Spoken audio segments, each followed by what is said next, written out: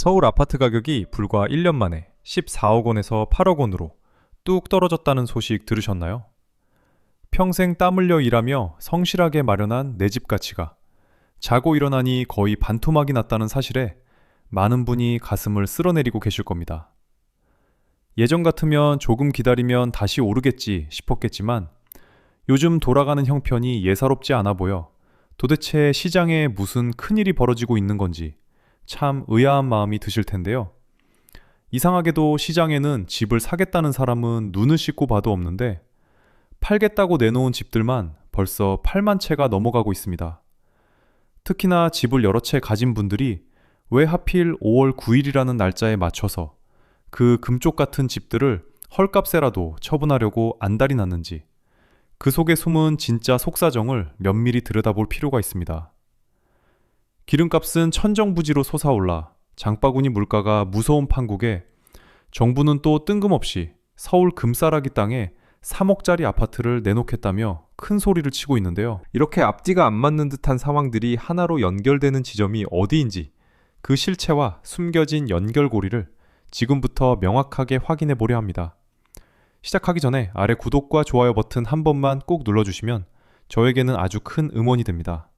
자, 그럼 우리 소중한 재산을 지키기 위해 꼭 알아야 할 이야기 지금부터 차근차근 시작해 보겠습니다. 여러분, 서울 아파트 값은 절대로 안 떨어질 줄 아셨죠? 저도 참 이게 현실인가 싶을 정도로 놀라운 일이 벌어지고 있습니다.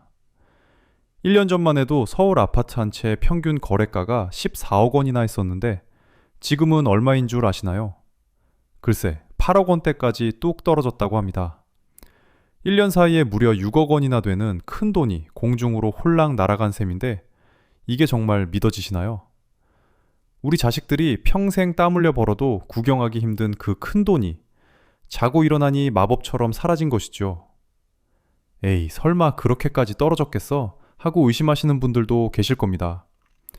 하지만 숫자를 보면 이미 자산 가치가 거의 반토막이 났는데 말이 좋아 조정이지 이건 사실상 집값이 아니라 우리 희망이 쪼그라든 거나 다름없습니다. 비유를 하자면 아주 비싼 옷 한 벌 큰맘 먹고 맞췄는데 세탁 한 번 잘못했더니 아동복처럼 작아진 꼴이라고 할까요? 평생 자식 뒷바라지하며 유일하게 믿고 있던 든든한 내 집 가치가 이렇게 허무하게 무너지니 밤잠 설치는 분들이 한둘이 아니실 겁니다. 요즘 동네 부동산 사장님들 풍경은 또 어떤지 아세요? 예전 같으면 집 구경하러 온 사람들로 문턱이 달았겠지만 요즘은 손님이 하도 없어서 바둑판만 뚫어져라 쳐다보고 계십니다. 어떤 사장님은 너무 심심하니까 가게 안에서 유튜브 보며 맛있는 찌개 끓이는 법이나 배우고 계신다고 하니 참 웃음이 나오면서도 씁쓸한 마음이 듭니다. 가끔 전화벨이 울려도 반가운 마음에 받아보면 가격 더 깎아줄 수 없느냐는 깍쟁이 같은 문의뿐이라 사장님들 속만 까맣게 타들어가고 있습니다. 그럼 이제 집값이 8억까지 내려왔으니 사람들이 막 달려들어서 집을 살까요? 저도 궁금해서 시장을 보니 천만의 말씀입니다. 여러분, 사람들은 지금보다 더 떨어질 때까지 기다리겠다며 지갑을 아주 꽁꽁 싸매고 있습니다. 예전에는 집 가진 사람이 큰 소리 떵떵 쳤지만 이제는 현금 쥐고 있는 사람이 제일 무서운 상황이 된 것이죠. 14억이라는 거품이 빠지면서 우리가 그동안 믿어왔던 강남 불패라는 신화도 이제는 빛바랜 옛날 이야기가 되어버렸습니다. 그런데 서울만 이렇게 찬바람이 불까요? 아닙니다. 서울 바로 옆 경기도 지역은 지금 아주 서리가 내리고 얼음이 얼기 시작했는데요. 우리 여러분들이 많이 사시는 군포나 용인 같은 곳은 지금 어떤 난리법석이 났는지 궁금하지 않으신가요? 단순히 서울 따라가는 수준이 아니라 우리가 상상도 못했던 더 큰 균열이 이미 시작되고 있다는데 그 속사정을 다음 이야기에서 아주 시원하게 파헤쳐 보겠습니다. 서울만 그런 게 아니라고 제가 말씀드렸죠. 여러분 경기도 군포나 용인 같은 곳은 요즘 어떤 상황일까요? 사실 서울보다 더 매서운 겨울바람이 불고 있습니다. 군포에서는 아파트값이 6억 2천만 원이나 떨어졌고 용인 수지구 같은 곳도 5억 6천만 원씩 깎여서 거래되고 있다고 하니 참 기가 막힐 노릇입니다. 이게 말이 쉽지 6억 원이 증발했다는 건 웬만한 동네 집 한 채가 통째로 사라진 거나 다름없는데 여러분은 이게 남의 일처럼 느껴지시나요? 그럼 왜 유독 경기도 핵심 지역들이 이렇게 힘을 못 쓰고 주저앉는 걸까요? 그 답은 아주 간단합니다. 서울 접근성 하나만 믿고 터무니없이 올려놨던 거품이 이제야 제자리를 찾아가고 있는 것이죠. 예전에는 얼어 죽어도 새 아파트가 최고라는 말이 유행할 정도로 인기가 좋았지만 지금은 그 새 아파트들이 오히려 주인들 발목을 잡는 무거운 족쇄가 되어버렸습니다. 비싼 분양가를 감당하기도 벅찬데 매달 나가는 이자와 세금까지 생각하면 차라리 지금이라도 팔고 속 편하게 살겠다는 분들이 줄을 서고 있는 게 현실입니다. 제 주변에 용인 사시는 한 분은 요즘 경로당 가기가 겁난다고 하십니다. 예전에는 내 집값이 얼마 올랐네 하며 어깨에 힘주고 자랑하는 게 낙이었는데 이제는 다들 모여서 한숨만 툭툭 내쉬고 계신다네요. 어쩌다 집값 이야기가 나오면 갑자기 다들 약속이라도 한 듯 TV 채널만 돌리거나 돋보기를 닦으며 딴청을 피우신다니 참 웃어야 할지 울어야 할지 모르겠습니다. 이제는 집이 든든한 재산이 아니라 매달 돈을 갉아먹는 무서운 하마처럼 보인다는 말씀에 저도 참 가슴이 답답했습니다. 여러분, 이게 단순히 운이 나빠서 벌어지는 일일까요? 절대 아닙니다. 이제는 부동산만 내 갈 길 가겠다며 따로 노는 시대가 끝났다는 아주 강력한 신호입니다. 그런데 더 큰 문제는 따로 있습니다. 우리 삶을 팍팍하게 만드는 기름값이 자고 일어나면 오르고 있는데 이 기름값이 우리 집값을 더 깊은 수렁으로 밀어넣고 있거든요. 도대체 기름값이랑 집값이 무슨 상관이길래 이렇게 난리인 건지 그 숨겨진 연결고리를 다음 이야기에서 아주 속 시원하게 풀어보겠습니다. 여러분, 요즘 시장 가기 무섭지 않으세요? 저도 며칠 전에 마트 갔다가 배추 가격 보고 정말 까무러치는 줄 알았습니다. 기름값이 오르니까 안 오르는 게 없는데요. 지금 저 멀리 미국에서는 서부 텍사스산 기름값이 $90를 넘어서 $100를 향해 달려가고 있다고 합니다. 아니, 우리 집 앞에 있는 주유소 기름값도 비싼데 저 먼 나라 기름값이 우리 아파트 가격이랑 무슨 상관인가 싶으시죠? 사실 이 기름이라는 놈이 우리 눈에는 잘 안 보이지만 우리가 사는 집을 짓는데 아주 핵심적인 역할을 합니다. 아파트를 지으려면 철근도 있어야 하고 시멘트도 부어야 하는데 이 무거운 것들을 옮기고 만드는데 엄청난 기름이 들어갑니다. 그런데 기름값이 껑충 뛰었으니 건설 회사들도 비명을 지를 수밖에 없지요. 집 짓는 재료비는 비싸지는데 정작 집을 사겠다는 사람은 없으니 건설 회사들 입장에서는 그야말로 진퇴양난에 빠진 꼴입니다. 제 아는 지인은 요즘 날씨가 좀 풀렸는데도 거실 보일러를 꼭 끄고 두꺼운 스웨터를 입고 지내신다고 해요. 기름값이 무서워서 집에서도 겨울 패딩을 입고 계신다는 말씀을 들으니 웃음이 나면서도 참 마음이 짠했습니다. 예전에는 집값이 오를 때는 기름값 좀 올라도 허허 웃어 넘겼지만 이제는 기름값 오르는 게 내 통장 잔고 갉아먹는 괴물처럼 보이니 다들 지갑을 더 꽁꽁 닫으시는 것이지요. 결국 기름값이 오르면 물가가 오르고 물가가 오르면 우리가 쓸 수 있는 돈이 줄어드는데 이런 판국에 누가 수억 원씩 빚을 내서 집을 사겠습니까? 여러분, 건설 회사들이 원가 올랐다고 분양가를 아무리 올려도 이제는 사람들이 쳐다보지도 않습니다. 오히려 그 비싼 분양가 때문에 집이 안 팔려서 빈집만 늘어나고 있는데 서울에만 벌써 주인 없는 집이 산더미처럼 쌓여 있다는 사실 알고 계신가요? 도대체 얼마나 많은 집이 비어 있길래 이렇게 난리인 것인지 그 기막힌 숫자들을 다음 이야기에서 하나씩 짚어보겠습니다. 여러분, 아파트 공급이 부족해서 집값이 오른다는 말 평소에 많이 들어보셨죠? 저도 예전에는 그 말이 참 맞는 줄로만 알고 있었습니다. 그런데 지금 우리 주변을 가만히 들여다보면 이게 참 이상한 일이 벌어지고 있습니다. 집이 부족해서 난리라는데 왜 정작 서울에만 주인을 찾지 못한 매물이 벌써 7만 5천 채나 쌓여 있는 것일까요? 전국적으로 따지면 무려 10만 채가 넘는 아파트가 주인을 찾지 못해 텅텅 비어 있다고 하니 참 기가 막힐 노릇입니다. 공급이 줄어들면 당연히 가격이 올라야 하는 게 우리가 아는 상식이지요. 하지만 여러분, 지금 우리 부동산 시장은 그 상식이 완전히 거꾸로 돌아가고 있습니다. 팔려고 내놓은 집은 넘쳐나는데 정작 그 집을 사줄 수 있는 사람은 아무도 없다는 것이죠.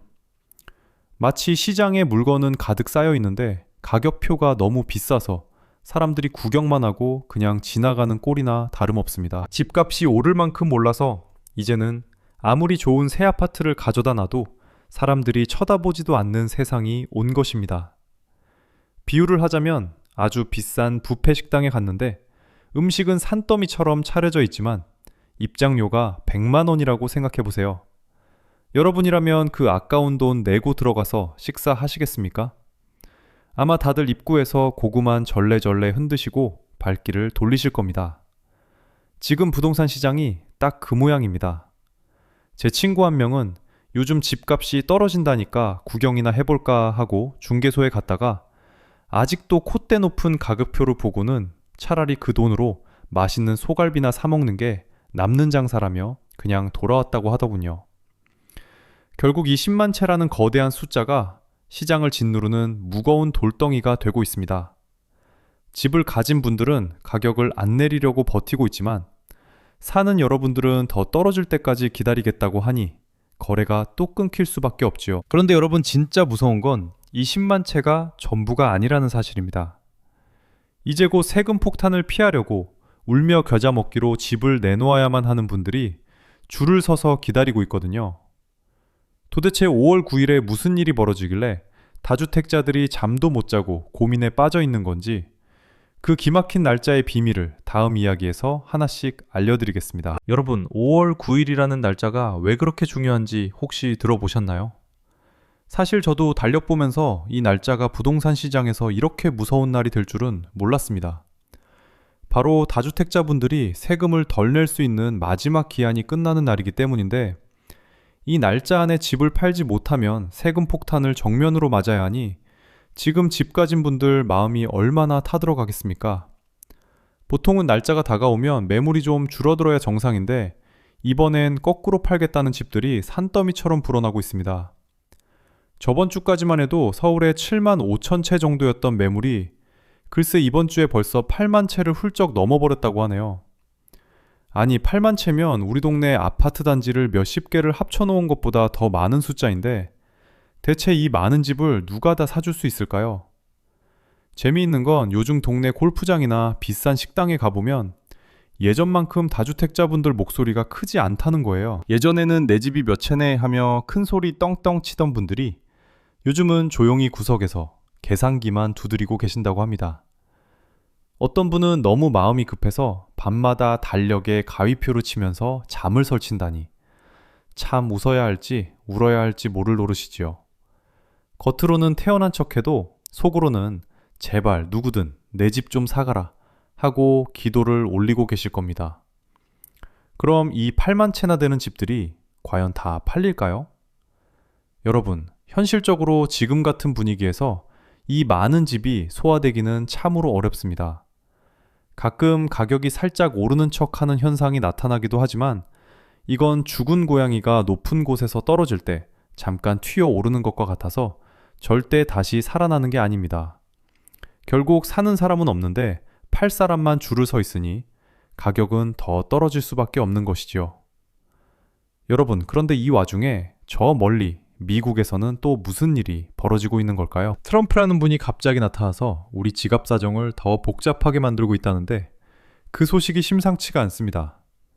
부동산만 보면 답이 안 나오는데 도대체 미국이랑 기름값이 우리 집값을 어떻게 더 끌어내리고 있는지 그 놀라운 이야기를 다음 순서에서 이어가 보겠습니다. 여러분, 예전부터 우리나라는 집이 제일 안전한 재산이라고 믿어왔지요. 저도 부모님께 집 한 채는 꼭 있어야 다리를 뻗고 잔다는 소리를 귀에 못이 박히도록 듣고 자랐습니다. 그런데 요즘은 그 믿음이 아주 크게 흔들리고 있습니다.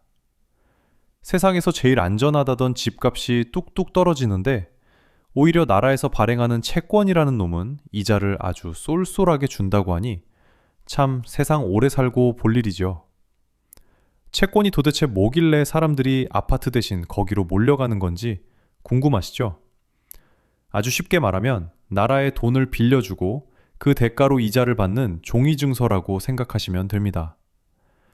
우리 아파트에 투자하면 매달 세금 내야지, 관리비 나가야지, 또 집값 떨어질까봐 밤잠 설쳐야 하는데 이 나랏돈 빌려주는 일은 국가가 망하지 않는 이상 이자를 딱딱 챙겨주니 얼마나 마음이 편하겠습니까? 지금 미국의 국채금리가 계속 오르고 있다는 소식이 들려오는데 이건 쉽게 말해 전 세계에서 제일 부자 나라가 돈 빌려준 사람한테 이자를 더 많이 주겠다고 손짓하는 꼴이나 다름없습니다. 제 주변의 한 어르신은 요즘 아들놈이랑 매일 다투신다고 해요. 어르신은 그래도 서울의 아파트 한 채는 더 사놓아야 한다고 우기시는데 아드님은 아빠, 그 돈으로 차라리 안전하게 나라 이자나 받아먹자고 하신다네요. 예전 같으면 아버님 말씀이 법이었겠지만 요즘처럼 집값이 무섭게 떨어지는 세상에서는 아드님 말도 일리가 있게 들립니다. 이제는 집이 든든한 금고가 아니라 매달 내 돈을 야금야금 갉아먹는 무거운 돌덩이가 되어버린 것이지요. 결국 여러분, 돈이라는 건 참 영악해서 조금이라도 더 안전하고 이자 많이 주는 곳으로 잽싸게 옮겨가기 마련입니다. 예전에는 부동산이 최고라고 생각했지만 이제는 전 세계 똑똑한 돈들이 부동산을 버리고 안전한 이자의 세계로 탈출하고 있습니다. 이런 상황에서 우리 집값만 홀로 다시 오를 수 있을까요?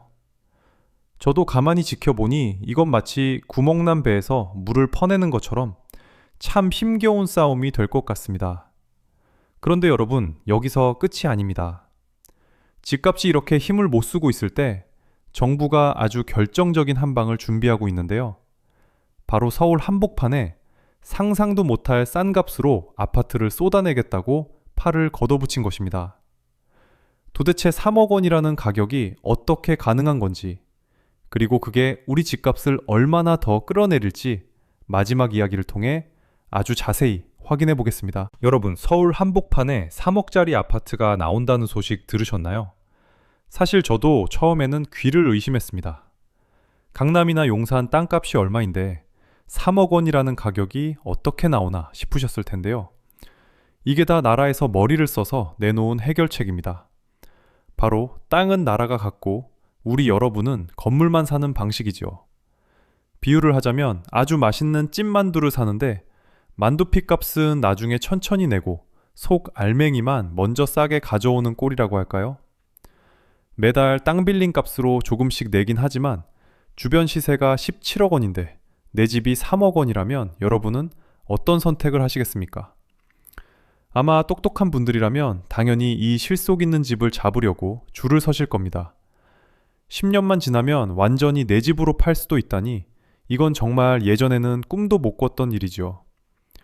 제 아는 한 할머님은 이 이야기 듣고 요즘 손주들 볼 때마다 아주 싱글벙글 하십니다. 평생 모은 돈으로 서울에 방 한 칸 마련해주기도 벅찼는데 이제는 그 돈이면 손주들 집까지 다 해결해주고도 남겠다며 청약 통장을 보물단지처럼 닫고 계신다니 참 재미있지 않나요? 예전에는 집값이 10억, 20억 하는 게 당연한 줄 알았는데 이제 3억 원이라는 기준이 생기니까 사람들이 예전에 비싼 가격표를 보고는 고개부터 절레절레 흔드십니다. 여러분, 17억 원짜리 집 바로 옆에 3억 원짜리 새 아파트가 만 채 넘게 들어오면 원래 있던 비싼 집들이 과연 버틸 수 있을까요? 저도 가만히 생각해보니 이건 도저히 경쟁이 안 되는 싸움입니다.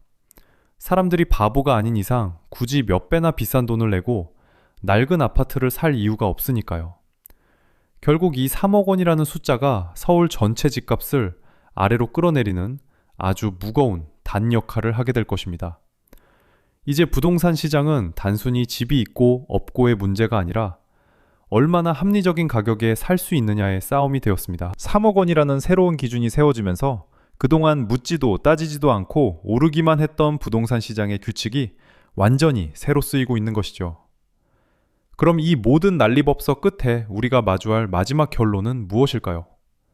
오늘 이야기를 마무리하며 우리가 꼭 챙겨야 할 핵심 내용을 마지막으로 정리해 보겠습니다. 여러분, 긴 이야기 함께 해주시느라 정말 고생 많으셨습니다.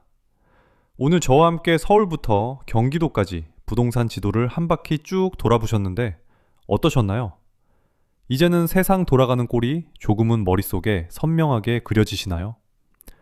14억 하던 아파트가 8억이 되고 정부가 3억짜리 집을 내놓겠다는 건 이제 옛날 방식으로는 도저히 재산을 지킬 수 없다는 강력한 신호입니다. 예전에는 집이 제일 든든한 백이었지만 이제는 기름값이며 나라 이자며 신경 써야 할 게 한둘이 아닌 참 복잡한 세상이 되었습니다. 제 친척 어르신 한 분은 요즘 저녁마다 저한테 전화해서 꼭 물어보십니다. 얘야, 그래서 이제 집값이 다시 오르기는 하는 거냐고요? 여러분, 제가 뭐라고 대답했을까요? 저는 그분께 이제는 오르고 내리는 게 문제가 아니라 세상이 정한 가격의 기준이 통째로 바뀌었다고 말씀드렸습니다. 8만 채 넘는 매물이 주인을 기다리고 있고 5월 9일이라는 무서운 날짜가 다가오는 와중에 혼자서만 집값이 오르길 바라는 건 마치 마른 하늘에 비 오기만 기다리는 농부의 마음과 다를 바가 없기 때문이지요. 이제는 버티는 게 능사가 아니라 어디가 안전한 대피소인지 냉정하게 찾아야 할 때입니다. 그런데 여러분, 이게 끝이 아닙니다. 다음 주에 기름값이 정말 $100를 넘어서면 우리 부동산 시장은 또 어떤 난리가 날까요? 그때는 정말로 8만 채가 아니라 10만 채, 20만 채 매물이 쏟아질지도 모릅니다. 한 치 앞도 모르는 이 긴박한 소식들은 제가 매일같이 살피고 정리해서 조만간 다시 들고 오겠습니다. 마지막으로 오늘 드린 말씀은 시장의 통계와 자료를 바탕으로 분석한 제 개인적인 견해일 뿐이라는 점을 밝힙니다. 실제 투자를 하실 때는 여러분의 자산 상황에 맞춰서 신중하게 결정하셔야 한다는 점 꼭 기억해 주시길 바랍니다. 오늘 하루도 평안하시고 다음 시간에 더 알찬 이야기로 찾아뵙겠습니다. 감사합니다.